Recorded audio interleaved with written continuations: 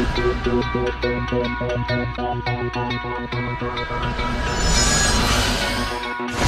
lift force and the sink force of the electromagnetic flux. There's an inversely proportional relationship between the two.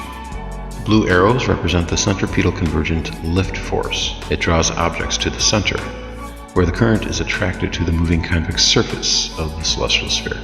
The lift force is stronger in the center and weaker at the edge. That is why planets have such an easy time staying aloft toward the center, because there's not that much sink force and plenty of lift force.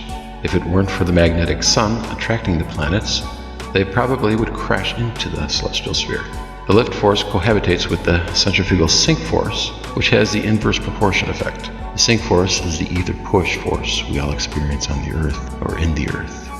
As it moves, the divergent fluxes put the brakes on the Earth, preventing any rotation.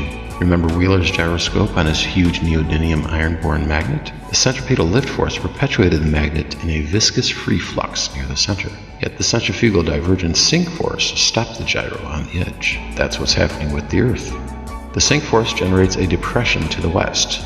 That's why bullets sink to the west and rise to the east, because there's a greater clamping down effect for projectiles shot into the downstream of the sink force. This is also what causes eastward deflection of flying objects. They seek the least resistance, which will always be found eastward of the meridian. The sink force is so strong at the edge it holds the water at bay. The ether sink force eliminates the Coriolis or the Atmos effect from being the cause of this phenomenon.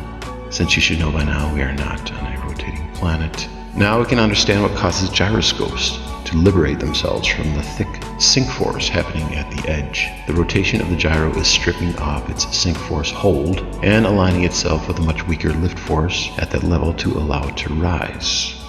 The vertical axis seeks to magnetically align itself with the central octahedron. That's why the airplane gyro stays pretty much vertical wherever it flies within the Earth.